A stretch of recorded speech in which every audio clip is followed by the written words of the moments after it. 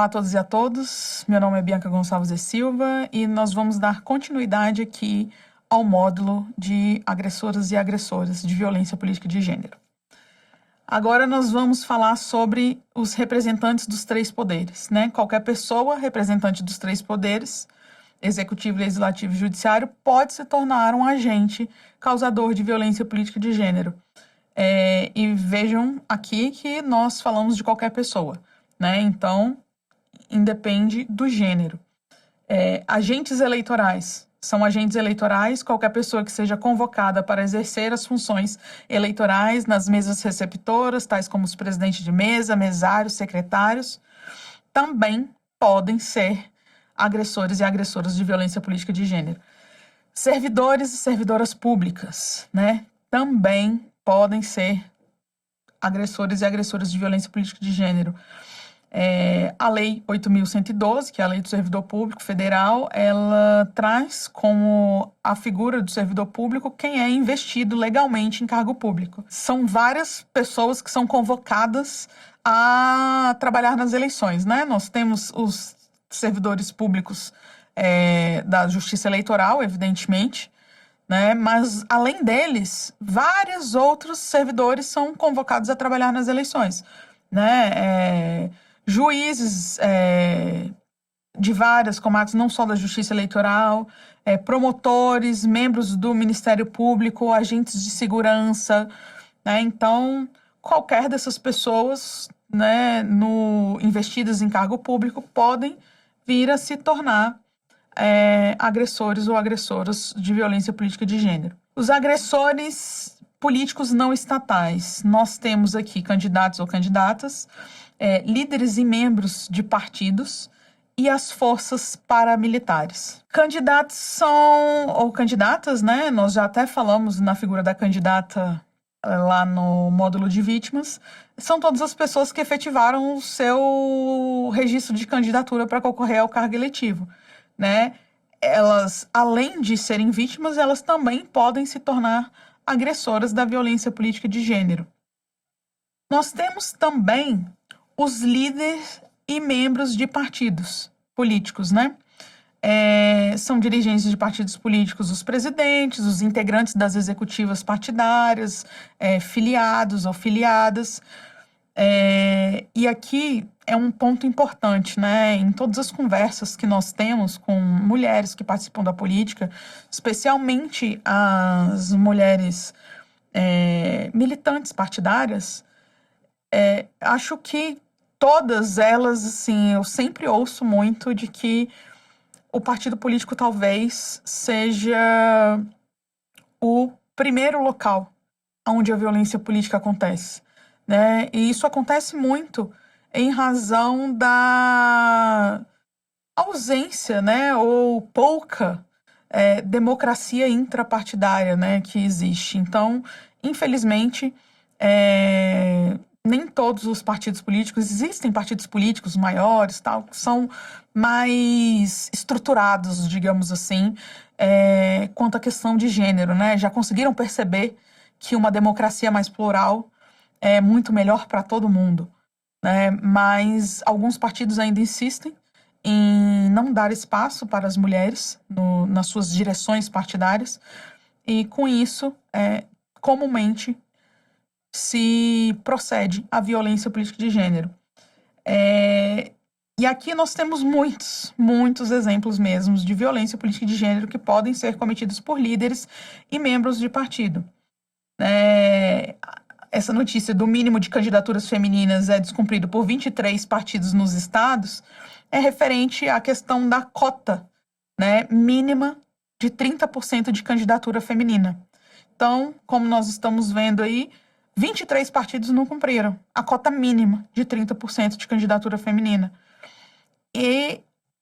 Ou seja, a fraude à cota de gênero, essa violência política que talvez seja a mais evidente, né, apesar de não ser chamada assim, né, a fraude à cota de gênero nunca é chamada de violência política de gênero, mas nós sabemos que constitui uma violência política de gênero, né, então nós precisamos também falar disso.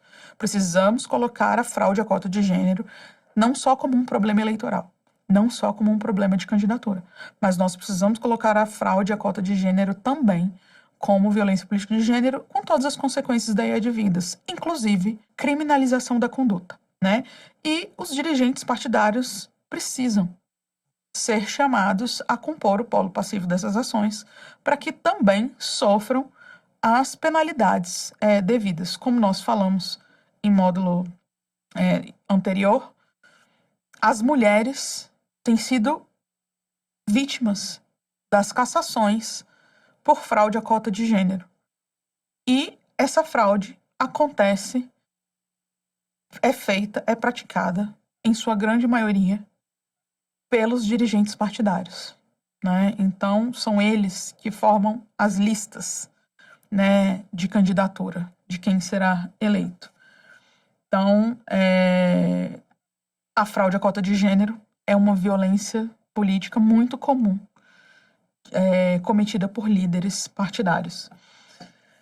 Uma outra violência muito comum cometida pelos líderes e dirigentes partidários é quanto à distribuição dos recursos para candidaturas femininas, né?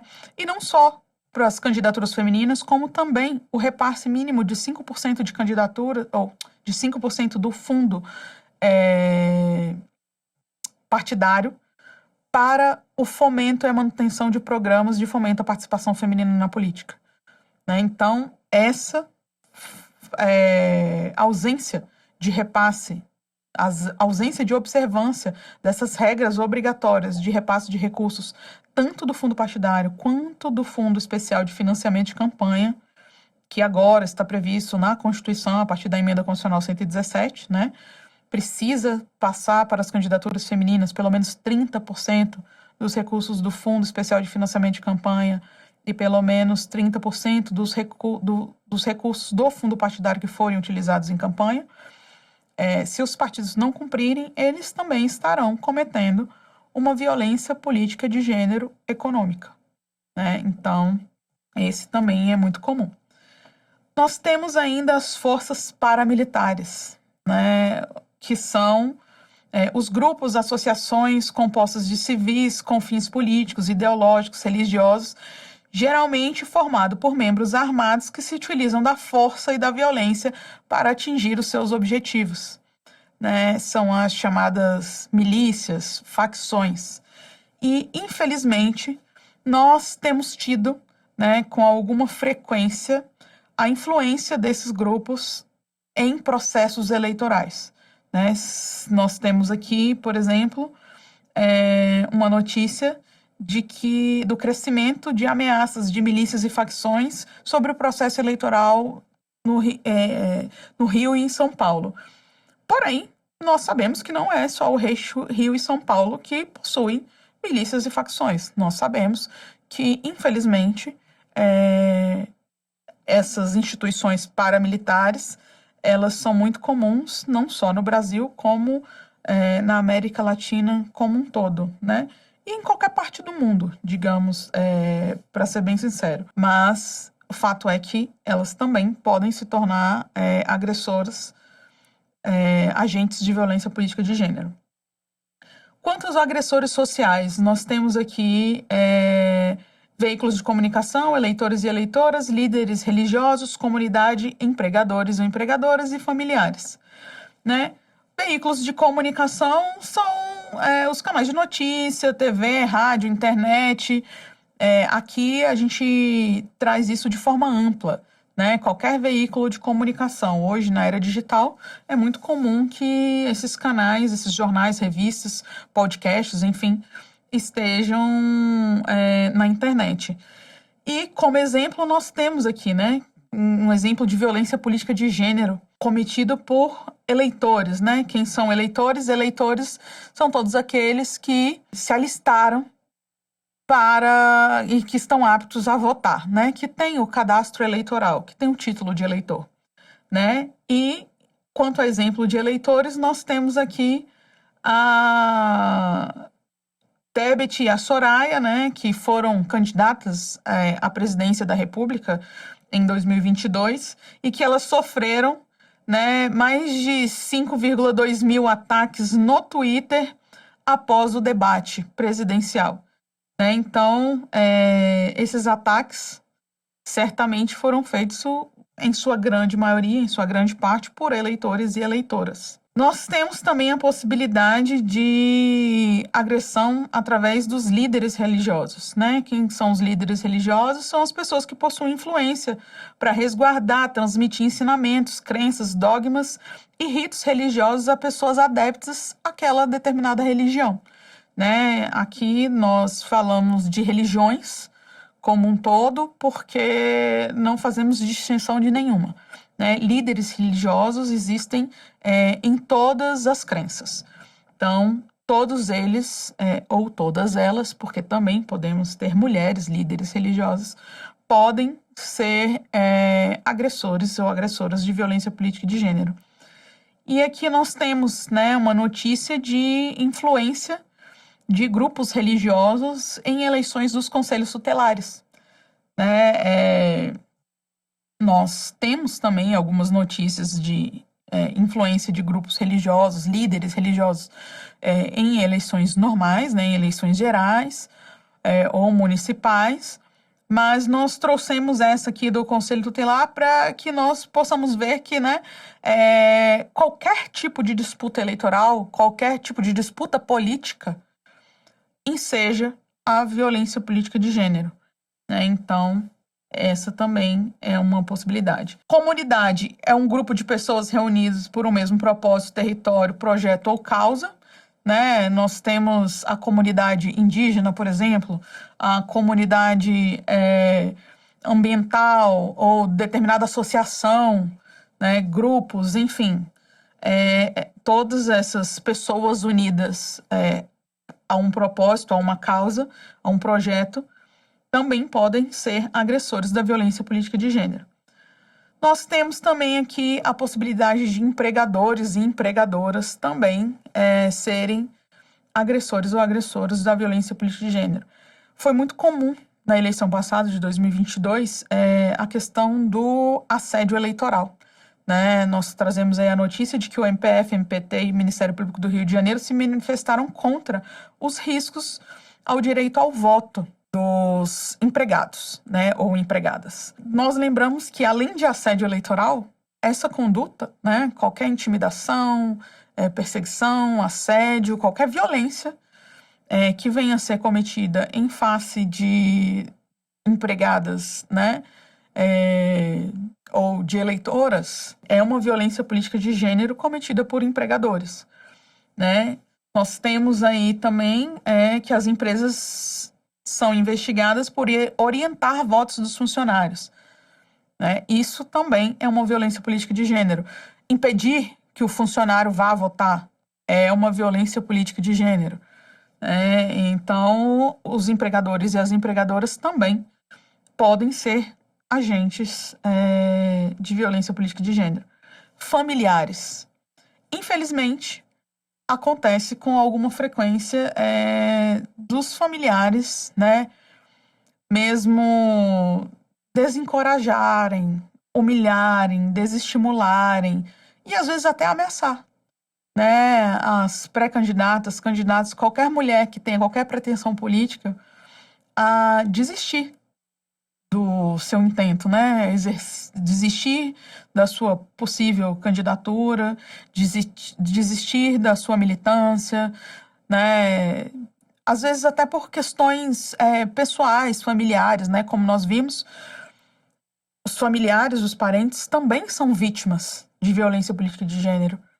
Então, muitas vezes, até em resposta a essa agressão, eles também podem se tornar agressores, fazendo com que, impedindo com que essas mulheres não exerçam seus cargos públicos, políticos, né? Então, nesse sentido, os familiares também podem ser agressores ou agressoras de violência política de gênero. Nós vamos falar rapidamente aqui, para encerrar, sobre uma proposta de alteração legislativa que nós tivemos, né, para uma maior abrangência dos casos de violência política de gênero. Porque, como eu disse lá no início, Apesar da pluralidade de vítimas que nós temos da violência política de gênero, o dispositivo que trata especificamente da violência política de gênero, que é o artigo 326B do Código Eleitoral, que veio com a Lei 14.192, ele fala simplesmente em candidatas ou mandatárias. E nós vimos que pré-candidatas, servidoras públicas, defensoras de direitos humanos, ativistas, jornalistas, enfim, uma infinidade de mulheres, todas as mulheres, né, basicamente, podem vir a sofrer, podem vir a ser vítimas de violência política de gênero. E, nesse sentido, existiu no projeto de lei de mini-reforma eleitoral, apresentado esse ano, em 2022, que acabou não sendo aprovado ainda, então não vai valer para a eleição de 2024, mas acredito que é um tema que ainda vai continuar bastante na pauta. Veio uma proposta para aumentar a abrangência desse crime, né, para que todas essas mulheres, mais mulheres, pudessem estar protegidas por esse tipo penal. Então, a proposta era que o tipo penal passasse a constar com a seguinte redação: assediar, constranger, humilhar, perseguir ou ameaçar por qualquer meio a pré-candidata, candidata a cargo eletivo, a detentora de mandato eletivo ou qualquer mulher em razão de atividade política, partidária ou eleitoral, utilizando-se de menosprezo, discriminação à condição da mulher ou sua cor, raça ou etnia, com a finalidade de impedir ou dificultar a sua campanha eleitoral, o desempenho do seu mandato eletivo ou o exercício das suas liberdades políticas fundamentais. Vejam que